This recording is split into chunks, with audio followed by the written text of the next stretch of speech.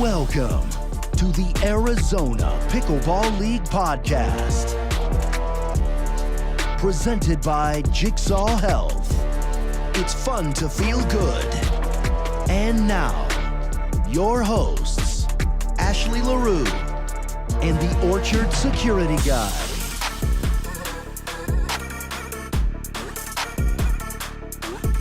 Hello and welcome back to the Arizona Pickleball League podcast. We are on episode 35. I'm Ashley Leroux here alongside the Orchard Security Guy. OSG, how you feeling? How was your weekend? The weekend was really good. Feeling great. Just got down from Suite 5. We have, it's been crazy with all these set breakers and match breakers, almost every single match. So we just went ahead, and let me just show everybody that are watching online. We just went ahead and said, hey, who isn't here for the set breakers? You know what? I love this shirt. It says, I'm here for the set breakers. If you're not watching on YouTube, I have my own.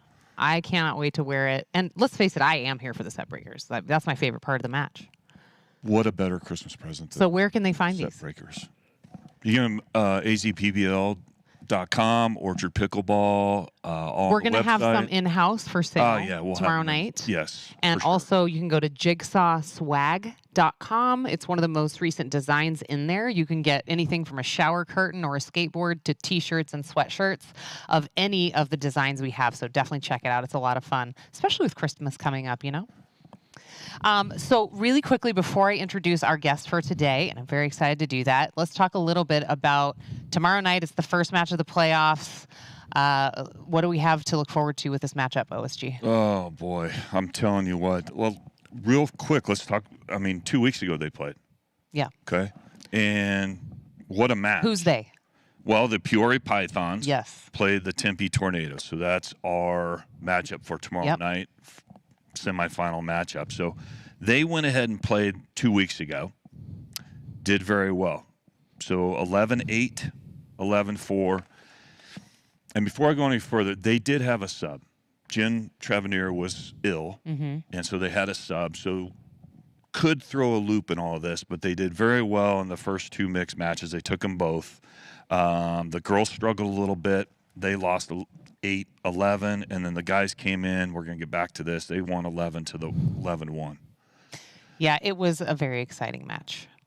Tempe won the toss on the set breaker and chose to put the girls out. And the girls, wow, they came back 5-1 in the set breaker to take the match. So it's going to be very interesting on the rematch and what's going on with that. So I'm excited. Yes, so without further ado, let's introduce Patrick Kawka, PK. That's what your friends call you, right? Yeah. I mean, that's what's on the back of your jersey. That's what I'm known by, the college tennis days. I love it. Well, welcome to the podcast. We're excited to have you today. Thanks for having me. Yeah.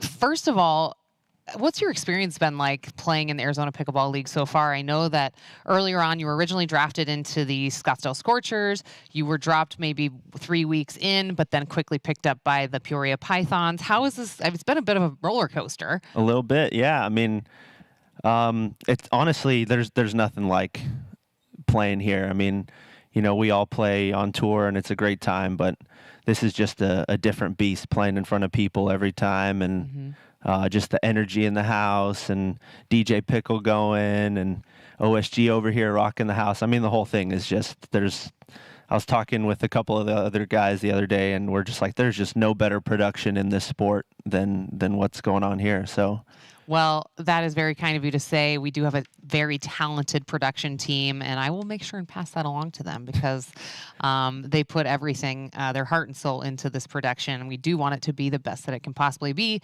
And love having characters such as yourself come out here and perform on the Orchard stage. I loved your Cold Sparks intro last time you played here a couple weeks ago. It was really cute.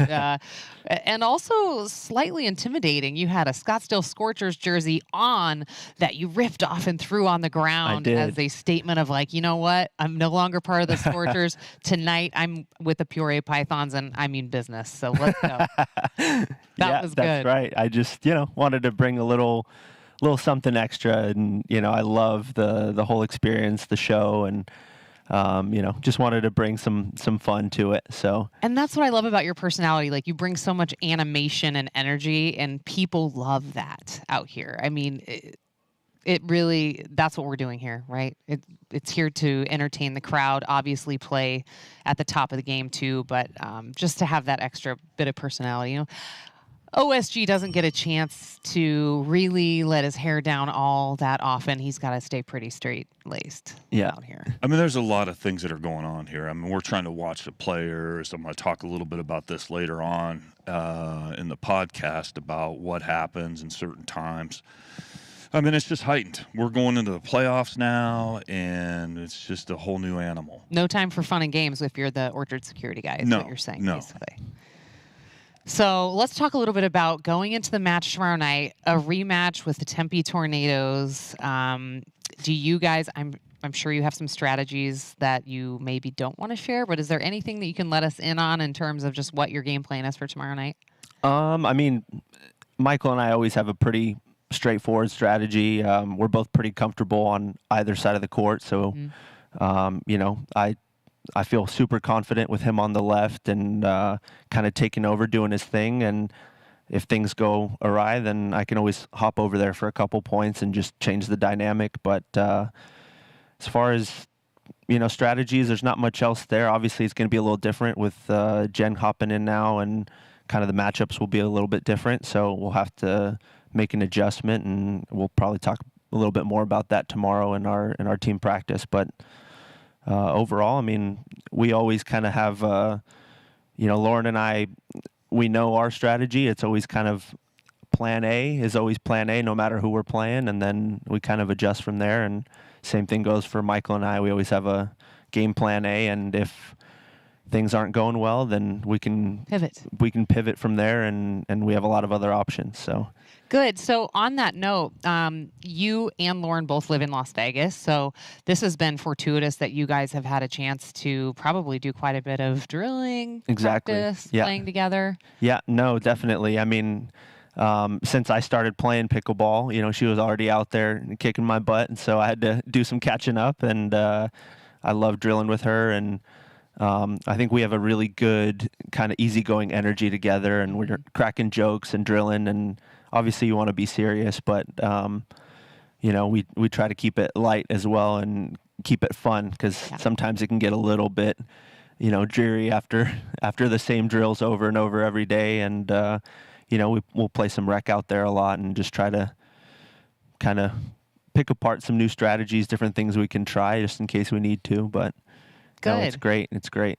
Yeah, and then in terms of Michael Lloyd, you guys have been playing a few tournaments recently? Yeah, so we played the APP in Houston together, and we've got a few more scheduled for next year, and we're very comfortable. We have a similar game style, and that gives us an advantage because very aggressive. Very aggressive. They'll hit returns to him, and he's driving, I'm crashing, and then they're like, oh, we got to change that up, and they're returning to me, and I'm driving, he's crashing. So it's a bit of a problem from both ends of the court, so that works to our advantage, definitely. It's a lethal combination, wouldn't you say, OSG? Very lethal. We were talking earlier, I found this kind of interesting, that you obviously know Lauren, you guys have seen each other play, and you guys haven't had too much, if any, tournament experience together. Mm-hmm. Tell us, like, after you guys played the last match, you obviously got a little bit more experience. You guys may have talked about it. Do you think that'll be helpful coming into tomorrow night and now having basically your second match? I'm assuming you guys will probably do the same order as you did the last one. Is that? I believe so. And so we've never played a tournament together, not yet, but we are playing next year. And so obviously, there's always a little bit of a learning curve there when you come in, and even if you've been drilling or playing rec, it's never the same. Mm-hmm. So, we didn't feel like we played our best, last time, and we still kind of came through, which was good. We just need to kind of perform better and make some moves. to advance our game, Right. as a team, and Sure. Going into tomorrow, we're excited to play, and then that kind of excited us to get a couple tournaments in next year. So Yeah. We're okay. I just got the report. We're fine. The The dogs security took care dogs of it. were- Yeah, Yeah. it was just yeah. security dogs are on it. They're on it. The good I'm news sorry. about having Yeah. security dogs is when the security guy is detained doing a podcast, they can be on watch. Yes, good puppies. They're going to need a treat for that. Yes. So, yeah, I mean, in terms of even practicing for you and Lauren for tournaments, this is like as good as it gets. Like, Exactly. under all the pressure in the world, and you guys can, take what you're learning from this experience and use that. Exactly. So that's fantastic. Do you want to talk OSG a little bit about the matchup tomorrow night? Do you have any other tidbits you want to throw in? I was interested just from the mix standpoint with having Jen, which you already mentioned, with that kind of dynamic and change. I was curious about, tell us a little bit, for those that don't know where your background, where you used to play the padel. I don't know if I'm saying that right. You are, yeah. What has helped in the pickleball, but also what maybe has been the hardest part between the two? Yeah, so I had tennis background before that, and then a couple years of professional padel, and it. Can I'd you say, explain what padel is for the people listening that may not know? Yeah, so it's. Let me think of the best way to explain it. It's kind of almost a mixture of tennis and pickleball, but with glass walls. So it's like racquetball and yeah, tennis it's like and pickleball? racquetball, tennis, pickleball, because you've got the size of a pickleball paddle, a little different, shape and materials, but it's about the same size. But then the court's bigger. It's probably directly in between a tennis court and a pickleball court, and then you're surrounded by the glass walls, so you play like racquetball off the glass. Yeah. And so, love that sport. Very exciting. And so I'd say the advantage I have is probably, like I mentioned, the size of the racket or the paddle is similar. So you kind of get comfortable with the length of it, especially after playing, 20 plus years of tennis. You've got to kind of shrink things down quite a bit. So that was an advantage. And another one I'd say is the speed of it. A lot of things move a lot slower than a ball does in padel. So a lot of things, I feel like I have extra time on a lot of balls, which usually helps me, but sometimes is disorienting when I'm almost there ahead of time, and it seems like such an easy shot. And, I'm 3 steps ahead already looking at the next shot, and I haven't completed, my dink, and then I miss it. So yeah, that can be one of the tricky things about pickleball, Yeah, definitely. That's probably been one of the bigger challenges is kind of calming the game down and slowing down the patience and not getting ahead of myself. You're almost sometimes, even to this day, I'm looking up at my opponents before I made contact with the dink, because I'm just ahead of the play because it's moving at a slower pace. Yeah. And then it goes from some of the slowest pace, play, and then all of a sudden you're in a hands battle in a millisecond later, so it's that Very up dynamic. and down challenge where that's kind of, in my opinion, one of the more exciting things about the sport is having to kind of traverse that ebb and flow of the game and always be ready even after a long kind of patient rally. Mm-hmm. Well, there you have it. I mean, that's the thing that, and you've probably had this in tennis and even in padel. Tomorrow's different because it's playoffs. Yep. There's no more game after that. Can it describe to people what the difference is maybe between a playoff game and maybe just a regular rec?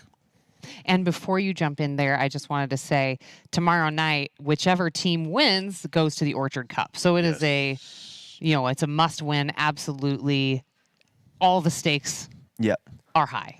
Yeah. And just how you mentioned it. I mean, it's all in or nothing, right? So obviously, when you know there's nothing after it, and there's no comebacks, there's no second chances. It's you either win tomorrow or you're not in the final. So there's a different pressure, and it's the better players are the ones that are able to kind of handle that pressure and not let it phase them, and still play the same or even possibly step up their game and play a little bit better under these circumstances. So that's obviously what we're all looking to do.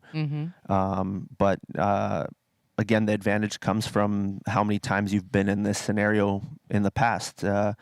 My advantage may not be as much on the pickleball side, but I've got, a lot of experience in this type of scenario from tennis and padel and, being in these huge matches, playing for the U.S., at the World Championships. I mean, it's hard to be That's a lot of pressure. Bigger than playing for your country, right? So that kind of helps. But again, we're playing a different sport here. So sometimes you second guess. You're like, yeah, I feel like I know what I'm doing. And then I'm like, all of a sudden I have to kind of, catch myself. I'm like, wait, I don't know what's going on here. So you have to kind of take those experiences and use them to your advantage. And then also kind of basics always work. So when in doubt, you just get back to basics. Get back to what you can do well and what works. And that's usually how you can push through these tight moments. Yeah, that's really good advice. Well, I know I'm very excited for tomorrow night's match. I know everyone else is too. It's going to be a packed house here in the Orchard. And who doesn't like a playoff season, So I'd love to switch gears a little bit and talk a little bit about Thrive Pickleball, a company that you are involved in. Tell us about that. So Thrive, we pickleball paddle company. We spent a lot of time developing and designing, blood, sweat, and tears. I play tested almost every other pickleball paddle on the market for months, kind of testing, trying to develop a better product. And I mean, I have a lot of personal time invested, as well as my two partners involved in Thrive, and probably our biggest difference from a lot of the other paddles. There's a lot of similarities amongst paddles, but our biggest difference, we hand weigh each and every paddle that we get. So we're testing for swing weight, twist weight, balance point, and we have certain parameters that all the paddles have to meet. So if they don't come in at a minimum standard, then they don't even make it into the line. And then the biggest thing is when you go and buy a paddle from a company, a lot of times, even if they're both brand new paddles, you're going to get two different weights, especially swing weights. And if you're going to buy a paddle, you get used to one, and then the other one comes in at a much higher swing weight. They're not the same paddle at all. Right. And that can be very frustrating because you're trying out a demo. You're like, finally, I found a paddle I really like to play with. And then you order one and it comes in and you're like, this is just not playing the same at all. It's different. I've personally experienced that many times. And times. you weigh it up the same and you think it's the same, but they're different. So, when we do our swing weights, every paddle's listed with a swing weight. So let's say you like a 120 swing weight paddle. The next time you go and order one, you can order a 120 swing weight. So every single paddle you buy will be exactly the same. You can weigh it up the same. It'll always be the same. We've got a proprietary technology on our face that gives us spin from every single angle. We do have a Torre 700 carbon, but our peel ply is designed in a way that no matter what angle you hold the paddle or hit the ball, it's always going to have a tremendous amount of spin. Cool. So there's some different things, but primarily I wanted like a balance of power and control. And so when I was designing it, that's kind of what I was going for. Help tennis players kind of come into pickleball who are comfortable using a lot of spin in the game. So awesome. And where can people go to find this paddle? So they can use my code PKawka and you just go on thrivepb.com. Okay. Go on there or check out our Instagram and, awesome. Take a peek. See, we've got two paddles the Threat and the Rush, and one's a 13 mil, one's a 16 mil. Whatever you like better. All right. Fantastic. Well, thank you for that. Real quick, do you guys use a stethoscope to do any of the testing on your paddles? I mean, I do it here just for a DLAM type of deal, but I'm assuming you guys do the same thing. This is one. It's like a stethoscope, just a lot more expensive. Unfortunately for us. This is the high-end stethoscope. I mean, this That's top of the line. Top of the line. It looks like. Well, I'm really glad to hear that. So, Yeah. okay, good. Does that Maybe have we'll a try case it. that you put it in? Yes. If you let me borrow it, then I'll run it through and see if we pass. Okay. All right.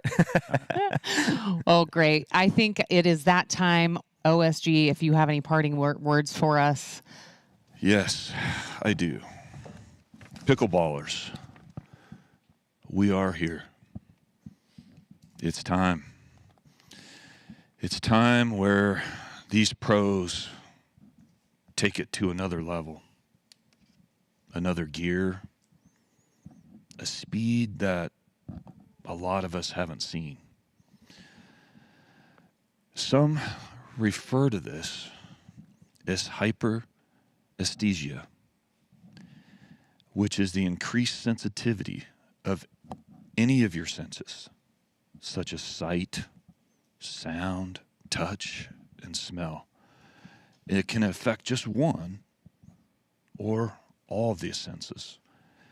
And in the Orchard Cup playoffs, it's all of them. Thrice.